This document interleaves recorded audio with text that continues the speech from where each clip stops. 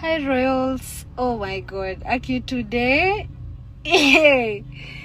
today has been something else. Yo.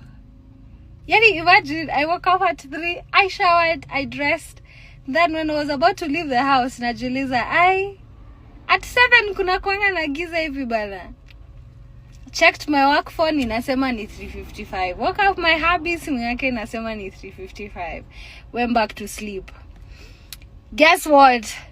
Hubby ananiamsha akiwa ameshtuka. Ati, babe ni 12. Namuuliza, what? 12? Shoot, nilikuwa 10. Mbona nililala? Oh my goodness. Nikapigia MJ.